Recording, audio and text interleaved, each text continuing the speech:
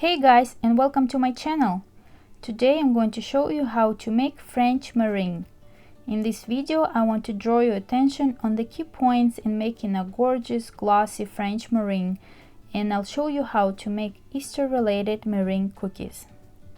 If you haven't already, please subscribe to my channel and click the notification bell so you don't miss any future videos. The first key point is clean tools. Meringue whips up best in a squeaky clean bowl in which there is no residual oil or fat left behind to distort or deflate it. Thoroughly clean your mixing bowl, whisk attachment, and any other dishes that will touch the egg whites before you begin. You can use a splash of white vinegar or lemon juice.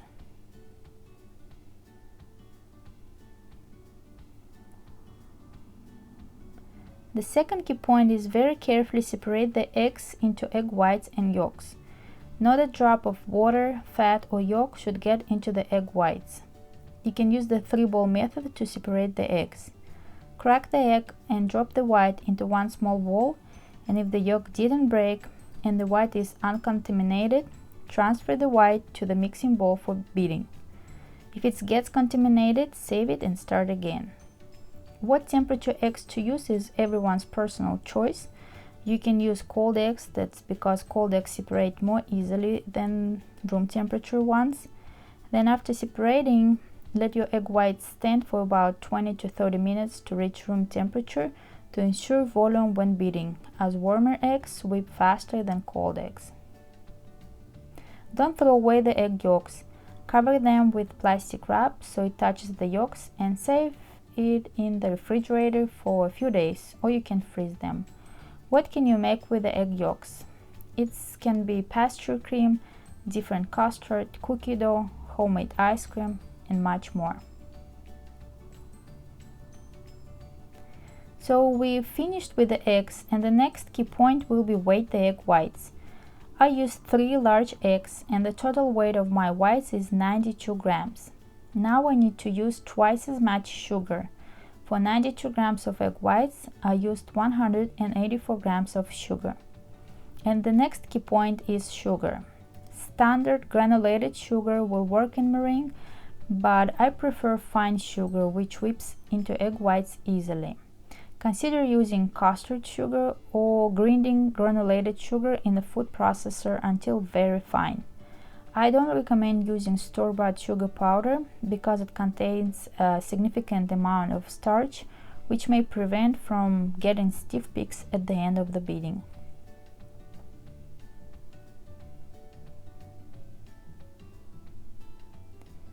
Next, add a pinch of salt and a teaspoon of lemon juice to the egg whites. Lemon juice is another key point in making meringue. Using a few drops of lemon juice, vinegar, or pinch of cream of tart helps lower the pH and in turn strengthen the proteins and creates a more stable meringue. The next key point on which it's worth paying attention to is the speed of your whisking. Start by whisking the egg whites on the low speed. The longer you whisk the whites on low speed, the more evenly they are saturated with the air bubbles and the more stable the meringue at the end. When the white foam begins to appear, the mixer speed can be gradually increased. Now let's see at what stage you need to start gradually adding sugar powder. As you see now, egg whites are already well beaten, but they literally flow from the whisk and don't keep their shape at all. That means that you need to whisk them a little bit more. We need to achieve the soft peaks. Adding sugar early before the protein molecules in the egg whites have had time to unfold properly, you won't get the well-aired foam structure you need for a thick and stable meringue. That's exactly what I need, and I can gradually start to add the sugar powder. Increase the mixer speed to medium-high and add the sugar in slowly. I add about 1 tablespoon at a time and wait about 20 to 30 seconds before the next addition. Not rushing this process is key to make the mixture stable.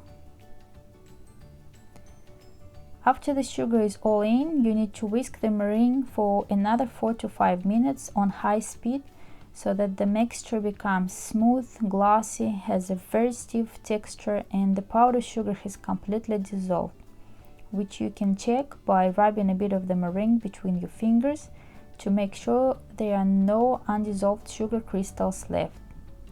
The meringue should not feel gritty, and if the meringue feels grainy, mix a few minutes more.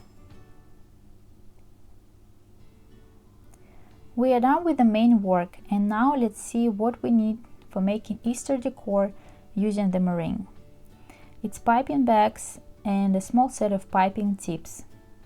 I have a set of large size tips like open and close star and plain round one, and a set of smaller size tips like tip number 22 open and closed star, tip number 12 round one, and piping leaf tip number 70. If you don't have a leaf tip, don't worry. Take a piping bag and cut the end in the shape of inverted letter V, like you can see in the video.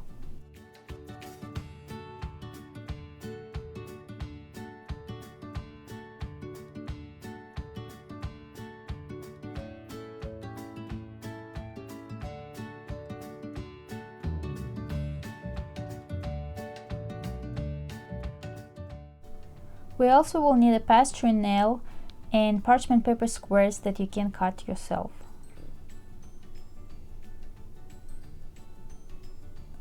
The last thing we will need is some gel food colors. I'm using yellow, green and orange neon gel colors from Chief Master.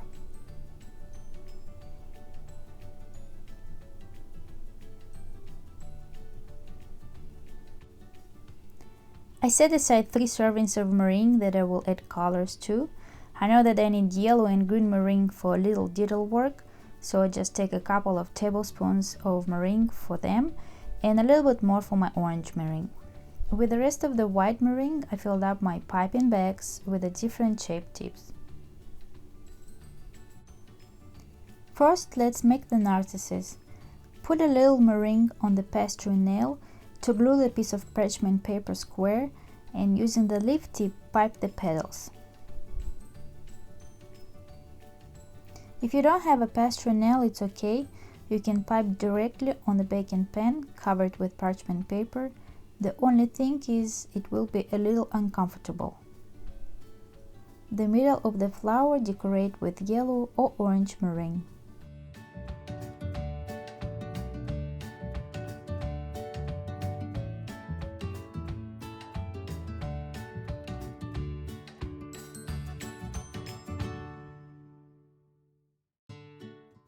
Now let's make carrots. I use an open star tip number 22 and pipe the carrot.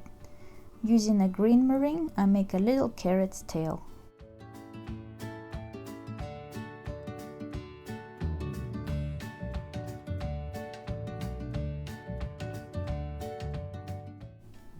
Next, I will make cute bunnies.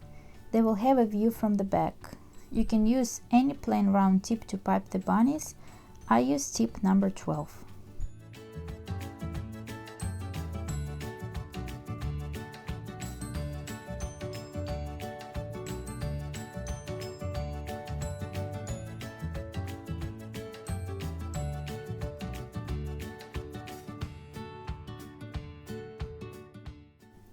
Now let's move on to the birds. I will make hens, chickens and birds using the same piping tip number 12.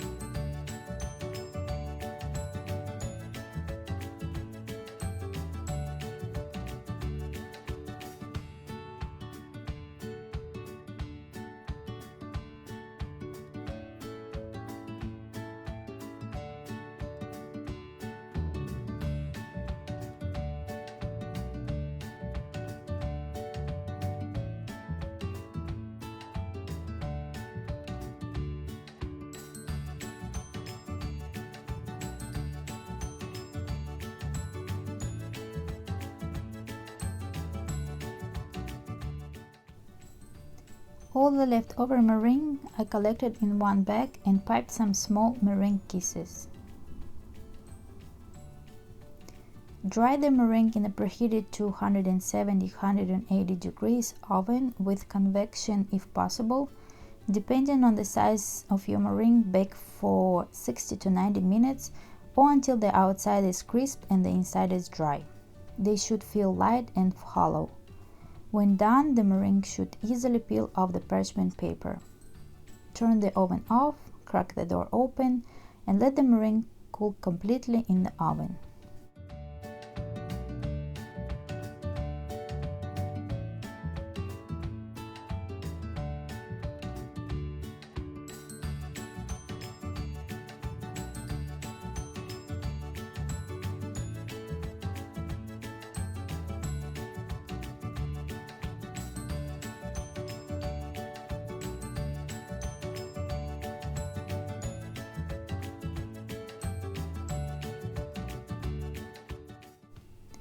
Baked meringue cookies may be stored in a covered container at room temperature up to 2 weeks.